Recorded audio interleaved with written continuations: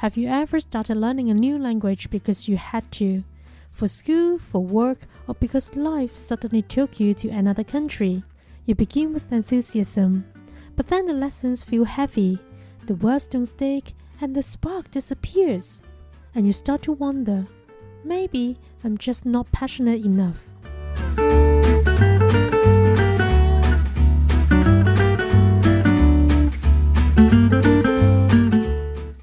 Hi, I'm Rachelle, and welcome to Rachelle mais Rachelle en français. Well, in this episode, I want to talk about that feeling when passion fades and what you can do instead. Because language learning isn't always about passion. Sometimes it's about something much deeper. Before I talk about passion, let me share a little bit of where I came from. I grew up in a four-language environment. At home, I spoke Cantonese and Hokkien, or some people call Taiwanese, the dialect my parents brought from Fujian in China. At school, I learned Mandarin and English. Later, I studied two new languages for pleasure, Japanese and more recently, French. Many people find that incredible. What? 6 languages? But honestly, I didn't learn the first 4 languages out of passion. I learned them because I had to. English was the language of survival in colonial Hong Kong. Mandarin was for exams. Hokkien was for family. I didn't choose languages. They chose me. For those who didn't grow up in Hong Kong, here's a little context. Because this story is bigger than me. Hong Kong used to be the part of Guangdong province in southern China. Then after 1842, it became a British colony. English became the official language, used in schools, courts, and businesses. So most Hong Kongers grew up bilingual, Cantonese and English. At home, my parents spoke Hokkien, so that became part of my world too. Later, Mandarin entered through education and Taiwanese pop culture, the songs, dramas, and media we loved.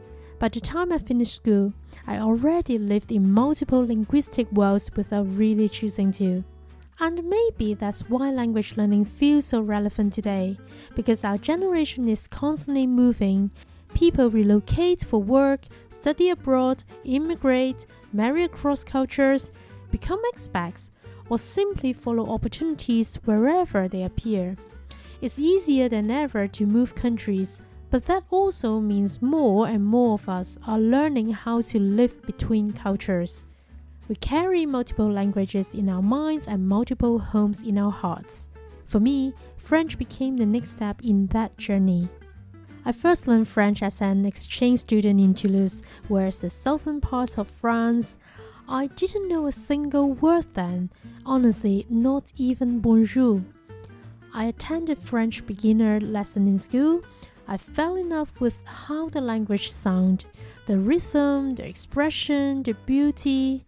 When I came back to Hong Kong, life got busy. I stopped for a while. Years later, I picked it up again on my own. I'm not a French teacher. I still call myself a beginner. But I did make a YouTube video sharing how I passed the DELF A1 exam, not because I'm an expert, but to show that progress is possible even when you don't live in France. My ultimate goal is simple: to travel, or maybe one day live in France and speak freely with locals. Not perfectly, but naturally. That's what language learning means to me. You know, people often say, you have to be passionate to learn a language. But what if you're not? What if you're learning it for work, for school, or out of obligation? Here's what I've learned. You do not need passion to start. You need purpose. Passion burns quickly, purpose lasts longer, and purpose can be as simple as wanting to connect, to understand a song, to talk to your in-laws, to feel at home somewhere new. You don't have to love it every day, you just have to stay curious. When I was preparing for the DELF A1 exam, I made so many pronunciation mistakes that I laughed at myself. But language learning isn't about grammar, it's about humility.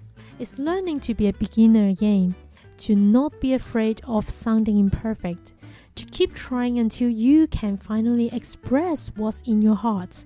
And when that moment happens, when someone understands you, all the effort becomes worth it. Every language gives me a different way to experience the world. When I speak Cantonese, I feel playful because I understand all the jokes and slangs.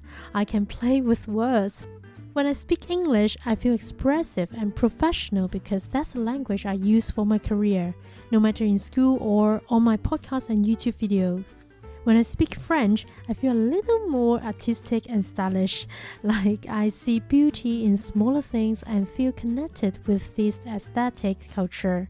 That's the magic of languages. They don't just teach us how to speak, they teach us how to see and how to feel. So if you lost motivation, here's what I want to tell you. Don't chase passion. Build routine. Do one small thing each day.